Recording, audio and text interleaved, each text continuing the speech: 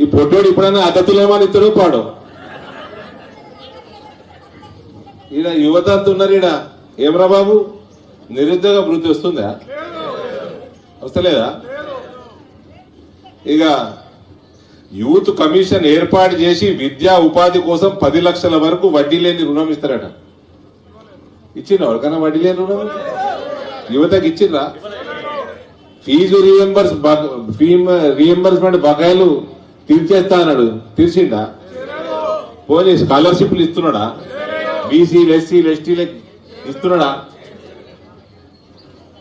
ఉద్యోగులందరికీ retirement బెనిఫిట్లు retire కాలే ఎవరు 2.5 సంవత్సరాలకి బెనిఫిట్లు వచ్చినాయా? ఎన్ని రావాలి నీకు? 5.5 లక్షల లొట్ట పీస్ వస్తాయి నీకు. మెగా డిఎస్సి ఏర్పాటు చేసి 6 నెలల్లో భర్తీ. మెగా డిఎస్సి ఏర్పాటు చేసి 6 నెలల్లో భర్తీ అట. 6 నెలలు కాలే. పొట్టోడు ముఖ్యమంత్రి 6 నెలలు కాలే. చాలా మంది అనుకుంటారు పొట్టోడిని ముఖ్యమంత్రిని అని. పొట్టోడు నన్ను కూడా గుండు అన్నాడు పొట్టోడు. నేను ఇచ్చిపెడతానా? చెప్పు. ఇక 18 సంవత్సరాలు పూర్తయి చదువుకునే ప్రతి యువతకి ఎలక్ట్రిక్ స్కూటర్ ఉచితంగా ఇచ్చారు. ఎలక్ట్రిక్ స్కూటర్లు ఎందరికి ఇచ్చిండే? పొట్టోడు రేపు వస్తుడు కరెంట్ షాక్ పెట్టు పొట్టోడికి రేపు. దివ్యాంగుల పెన్షన్ 6,000. ఇక వాళ్ళని కూడా మోసం చేస్తాడు. హ్యాండిక్యాప్ వాళ్ళని కూడా మోసం చేస్తాడు.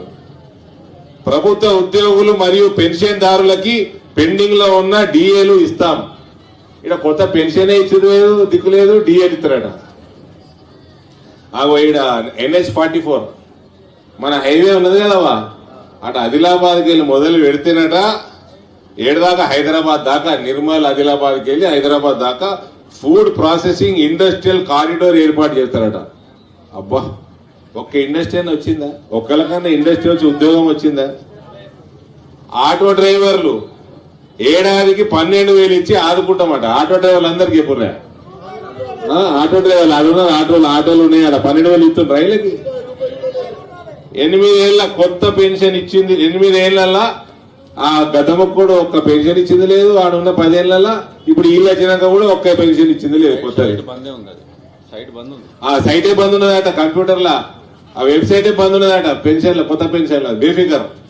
అది ఓపెన్ చేస్తే అప్లికేషన్లు అవుతాయి, బంద్ పెడితే అప్లికేషన్లే రావు. అంతే కదా. ఆడేమో గద్దముక్కడేమో చదువుకున్నోడికి ఉద్యోగం ఇవ్వలే, నోటిఫికేషన్లు ఇవ్వలే.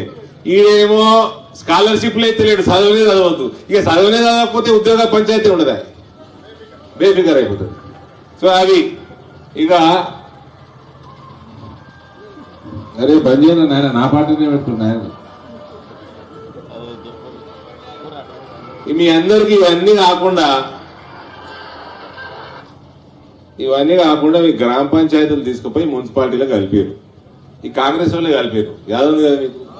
కలిపినాక మీ ప్రాపర్టీ ట్యాక్స్ 4 ఇంతలు పెంచిర్రా పెరిగినాయి కదా. మరి అటు సౌలతులు పెరుగుతున్నాయా? మౌలిక సదుపాయాలు పెరుగుతున్నాయా? మీ ట్యాక్సులు అయితే పెరిగినాయి. మీరేమో ట్యాక్సులు కడుతుర్రు.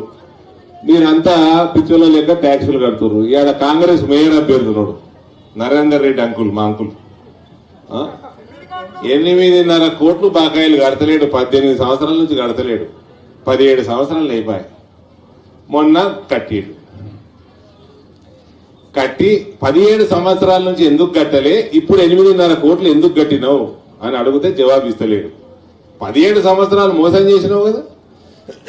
ఎవరినైతే ఓటు అడుగుతున్నావో వాళ్ళనే నువ్వు మోసం చేస్తేవి 17 సంవత్సరాలు. వాళ్ళ దగ్గరికి వచ్చి ఇప్పుడు ఓటు అడుగుతున్నావు. మళ్ళీ ఏమంటాడు, నేను మున్సిపాలిటీకి నేనేం అప్పు లేను, వాళ్ళే నాకు అప్పు ఉన్నారు, వాళ్ళు పైసలు వాపసిస్తా అంటే కట్టినా అన్నాడు. అంటే రేపు ఈయన కాంగ్రెస్ కి మీరు ఓటు వేసి నన్ను గెలిపిస్తే కుర్చీలో కూర్చోబెడితే ఏమవుతుందమ్మా? నిలువు దోపిడీ అవుతుంది. ఈడ వంశీ హోటల్ ఉంటుంది కదా, ఈడ హోటల్ ఉంటుంది కదా ఆడ మెయిన్ రోడ్ మీద. దాని 8.5 కోట్లు బకాయిలు. ఆ బకాయిలు ఉన్నోడు ఇప్పుడు మేయర్ అభ్యర్థి. ఏమైతుంది ఇక నిజామాబాద్ ఇందూరు పరిస్థితి ఏమైతుంది? మొత్తం బట్టలిప్ప తీసి దోసేసుకుంటారు, మొత్తం కుల్లా. ఇక నాకేదో వింతగా అనిపిస్తుంది ఏంటంటే మున్సిపాలిటీ ఈయనకు బకాయి ఉన్నదట, ఆయన ఇస్తా అన్నారట, ఈయన కడతా అన్నారట. మరి ముఖ్యమంత్రి చెప్పాలి మున్సిపాలిటీ బకాయి ఉంటుందా? ఎవరికైనా ఉంటుందా? నేను అడిగిన మహిళలందరూ అడుగుతున్నా, కరెంటు బిల్లు కడతాం కదా నెల నెల, కరెంటు వాడు వాపస్ ఇస్తాడా? మున్సిపాలిటీ వాడు ఎటుకిచ్చాడు వాపసు? అంటే వాదాప్తా మహేష్ కుమార్ గౌడ్ దగ్గరికి పోయి, ఇగో నీకు ఇన్ని కోట్లు ఇస్తా, నన్ను మేయర్ అభ్యర్థిగా చేయి, నేను ఈ బిల్లు కట్టను, ఇన్నేళ్ళు కట్టలే, ఇప్పుడు మేయర్ అభ్యర్థి అయితే నేను నామినేషన్ వేయాలంటే నోటీస్ సర్టిఫికేట్ కావాలి, కాబట్టి నేను కడుతున్నా, ఇవన్నీ వాపసు తీసుకుంటా రేపు అని చెప్పి మహేష్ కుమార్ గౌడ్ని కొనుక్కొని ఈయన మేయర్ అభ్యర్థి అయ్యాడు. నేను మహేష్ కుమార్ గౌడ్కి సూటి ప్రశ్న అడుగుతున్నా, నీకు వేరేవాడు దొరకలేదా? వేరేవాడు దొరకలే నీకు? ఎంత కమ్మేసినావు మహేష్ కుమార్ గౌడ్ ఇందూరు పట్టణాన్ని, ఇందూరు మున్సిపాలిటీని నరేందర్ రెడ్డికి ఎంత కమ్మేసినావు? జవాబు చెప్పు, నువ్వు జవాబు చెప్పి మాట్లాడు. ఏమైనా అంటే బీజేపీ వాళ్ళకి రాముడు గుర్తుకొస్తాడు, మాకు రాముడు గుర్తుకొచ్చేది రోజు గుర్తుకొస్తాడు, ఎలక్షన్లలో గుర్తుకు రాడు, మాకు రోజు గుర్తుకొస్తాడు రాముడు. పొద్దున్నేగానే జై శ్రీరామ్ అనుకుంటాం నేను. అది మా రక్తంలో ఉన్నది, హిందుత్వం మా రక్తంలో ఉన్నది, ఎలక్షన్లో లేదు నీ లెక్క. ఇప్పుడు ఈయన మాట్లాడుకుంటే లైన్ అవతల దిక్కు అన్నాడు, అర్థమైందా? అవ్వలకు అర్థమైందా? అక్క ఎలక్షన్లకి లైన్ అవతల దిక్కు అంటే ఏంది? పాకిస్తాన్ తెలుసు కదా. వీళ్ళకి ఎలక్షన్లు రాగానే పాకిస్తాన్ గుర్తుకొస్తుంది, ఎలక్షన్లు అయిపోయినా వాళ్ళని కూడా మర్చిపోతారు వీళ్ళు. మేము అట్లా కాదు, మేము పొద్దున్న లేస్తే హిందుత్వము మా రక్త నర అని ఉంటుంది, ఎలక్షన్ రాగానే యాదికి రాదు. ఇప్పుడు ఎంత కమ్మేసినావు ఇందూరు పట్టణాన్ని నరేందర్ రెడ్డికి జవాబు మహేష్ కుమార్ గౌడ్ ఇవ్వాలి. ఇవన్నిటికీ కాంగ్రెస్ వాడు వాగ్దానం చేసింది. ఇవన్నీ అడిగినా కదా, ఈ 4,000 పెన్షన్, ఇందిరా మిల్లు అడగకపోతే వచ్చిందా? ఇందిరా మిల్లు వాళ్ళు ఇల్లు కట్టుకుంటే ఆయన 5 లక్షలు ఇస్తాడు. వాళ్ళు ఇల్లు కట్టుకోరా? మీరు కట్టుకోరా? అద్దా ఇల్లు అద్దా ఇచ్చిండా? ఇయ్యలే. మరి ఇవన్నీ ఇన్ని వాగ్దానాలు ఉన్నాయి కాంగ్రెస్ వాళ్ళు, ఇన్ని వాగ్దానాలు ఉన్నాయి. పొట్టోడు ఏ ముఖం పెట్టుకుని వస్తాడు రేపు? ఇందూరుకి ఏ ముఖం పెట్టుకుని వస్తున్నాడు? జవాబు ఇవ్వకుండా ఎట్లా పోతాడు? ఎంత కమ్మేసుకున్నాడు మహేష్ కుమార్ గౌడ్ ఇందూరు పట్టణాన్ని? రేవంత్ రెడ్డి జవాబు చెప్పాలి రేపు వచ్చినప్పుడు. 8.5 కోట్లు ప్రజలను మోసం చేసినోడు 17 సంవత్సరాలు ఏ రకంగా మేయర్ అవుతాడు? మహేష్ కుమార్ గౌడ్ చెప్పాలి, రేవంత్ రెడ్డి చెప్పాలి. ఇవన్నీ మీ అందరికీ సెల్ఫ్ హెల్ప్, మీరు గంగా గ్రూపులలో ఉంటారు కదా, మీకు రుణాలు ఉన్నాయా? వచ్చినాయి కదా, మీ గ్రూపులలో రుణాలు ఉన్నాయి కదా. పావులా వడ్డీ కడుతురా? వడ్డీ ఎంత కడుతురు? ఎంత పడుతుంది వడ్డీ?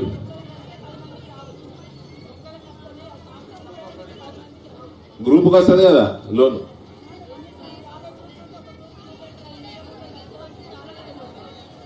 వస్తలేవు లోన్లు? ఎందుకు వస్తలేవు తెలుసా? ఇంతకుముందు వస్తుండేనా? కొన్ని సంవత్సరాల కింద వస్తుండేనా? ఇప్పుడు వస్తలేవు. ఎందుకు వస్తలేవు? ఈడ కేంద్రం నుంచి వస్తున్న రుణాలు మన పార్లమెంట్ లో 7,000 కోట్లు ఉన్నాయి. ఇంతకుముందే అన్ని, ఇప్పుడు కావు. దాని మీద వడ్డీ రాయితీ కేంద్రం ఇస్తున్నది, రాష్ట్రం ఇస్తలేదు. పావుల వడ్డీ ఇవ్వాలి కదా, రుణము ఇస్తలేదు, రాష్ట్రం ఇస్తలేదు. కాబట్టి రుణాలు ఆగిపోయాయి. వీళ్ళకి ఎంతసేపు దోసుకున్నడికే డబ్బులు కావాలి తప్ప వీళ్ళకి ప్రజా శ్రేయస్సు, మనకి ప్రజల్ని బాగుపరచాలి అన్న ఆలోచన ఉండదు. ఇలా రైతాంగం కానీ, యువత కానీ, మహిళలకు కానీ ఏ రకమైన సహాయం చేయలేదు. ఇన్ని వాగ్దానాలు అన్నిటి కూడా లొటపీ చూపించుండు రేవంత్ రెడ్డి. దయచేసి నేను చెప్తా ఉన్నా, కాంగ్రెస్ కు ఓటు వేసిర్రా, ఇందూరు పట్టణాన్ని మొత్తం నగ్నంగా తోసేస్తారు. దయచేసి ఒక అవినీతి లేని బల్దియా మున్సిపాలిటీ మనం చేసుకుందామంటే కమలం పువ్వు కోటేయండి. మీ ఎంపీ ఏ పార్టీ అమ్మా? మీ ఎంపీ, మీ ఎమ్మెల్యే ఏ పార్టీ అమ్మా? అంటే ఈ మూలం కాదు, ఇటుక పట్టీల దగ్గర వసూలు చేస్తారట కదా, ఇటుక పట్టీల దగ్గర వసూలు చేస్తారట కదా. నిజమేనా? వాళ్ళని కూడా ఇచ్చి పెడతలేదట భూపతి రెడ్డి. ఇక్కడ ఇందూరు పట్టణంలో MP Arvind BJP, MP Dhanpal Suryanarayana Gupta BJP, రేపు మేయర్ కూడా బీజేపీ అయితే తెలంగాణ మొత్తం హిందూ రాష్ట్రం రావడానికి ఇందూరు నుంచే మనకు పునాది పడుతుంది. ఇందూరు నుంచే పునాది పడుతుంది తెలంగాణ రాష్ట్రం మొత్తం. MP BJP, MLA BJP, mayor కూడా బీజేపీ కావాలి. రూపాయి అవినీతి ఆరోపణ ఉందా నా మీద? 7 ఏళ్ళు అవుతుంది. నాకంటే ముందు మీ చెల్లె ఉండే ఎంపీ, యాదుందా? ఎన్ని ఆరోపణలు ఉండే? ఇప్పుడు నేను చెప్పిన మాధవనగర్ ఫ్లైఓవర్ కట్టిస్తున్నామని ఆ కాంట్రాక్టర్ వస్తే 8% పైసలు ముందే ఇచ్చి బ్రిడ్జ్ తర్వాత కట్టుకుంటే పారిపోయింది కాంట్రాక్టర్. ఇలా పనులు అవుతున్నాయి లేవా? అది ఎప్పటి నుంచి అది పెండింగ్, 20 ఏళ్ళ నుంచి కావాలి. అది ఇలా అవుతున్నది. ఇంకా 6 నెలల ఇనాగ్రేషన్ కూడా చేస్తాం మనం. అవినీతి ఆరోపణ లేని ఎంపీ ఉన్నాడు, అవినీతి ఆరోపణ లేని ఎమ్మెల్యే ఉన్నాడు. రేపు అవినీతి లేకుండా మున్సిపాలిటీ నడవాలంటే అది భారతీయ జనతా పార్టీకి, మనం కమలం పువ్వుకి ఓటేయాలి. ఎట్టి పరిస్థితుల్లో అవకాశం వదులుకోకండి. పెద్ద ఎత్తున నరేష్ ని, పెద్ద ఎత్తున ప్రమోద్ ని గెలిపించి నరేంద్ర మోడీని బలపరచాల్సిందిగా మీ అందరినీ కోరుతా ఉన్నా. అదే రకంగా ఒక మాట మీద తమ నామినేషన్లు విత్డ్రా చేసిన దండు శ్రీకాంత్, శివారెడ్డి, ఓం సింగ్ గారు, చిట్టి సాయిరెడ్డి గారు, ఆనంద్లకు నేను ధన్యవాదాలు తెలియజేస్తున్నా. వీళ్ళందరూ నామినేషన్ విత్డ్రా చేసిండ్రు లేదా మన అభ్యర్థులకి సపోర్ట్ చేస్తా ఉన్నారు.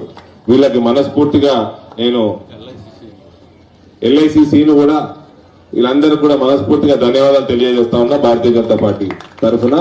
కాబట్టి యాది పెట్టుకున్నా ఇవన్నీ 4000 పెన్షన్లు, మీ అందరికీ నిరుద్యోగ భృతి, ఇండ్లు కట్టిస్తాము, ఇందిరమ్మ ఇండ్లు. ఇలా NRL మర్చిపోయినా నేను. NRL కూడా చాలా వాగ్దానాలు చేసిన గల్ఫ్లకి. ఆటో డ్రైవర్లు ఉద్యోగాలు లేవు, స్కాలర్షిప్లు లేవు, ఫీ రీయింబర్స్మెంట్ లేవు, రైతు రుణమాఫీ లేదు, రైతు భరోసా లేదు, తులం బంగారం లేదు, నిరుద్యోగ భృతి లేదు,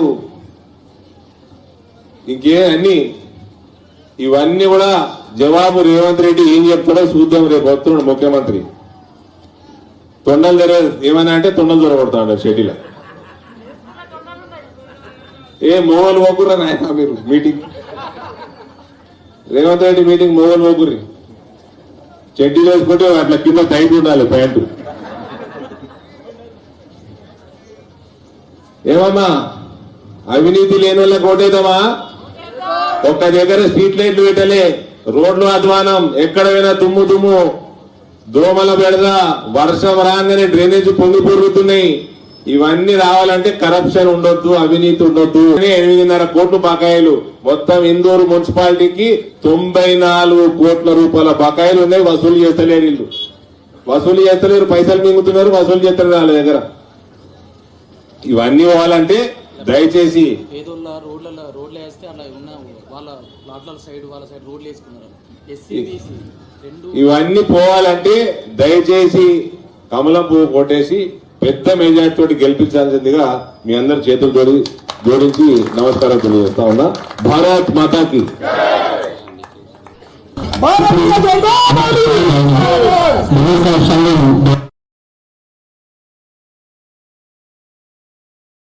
వీళ్ళందరూ నామినేషన్ విత్డ్రా చేసిండ్రు లేదా మన అభ్యర్థులకి సపోర్ట్ చేస్తా ఉన్నారు. వీళ్ళకి మనస్ఫూర్తిగా నేను LICను కూడా వీళ్ళందరూ కూడా మనస్ఫూర్తిగా ధన్యవాదాలు తెలియజేస్తా ఉన్నా భారతీయ జనతా పార్టీ తరఫున. కాబట్టి యాది పెట్టుకున్నా ఇవన్నీ 4000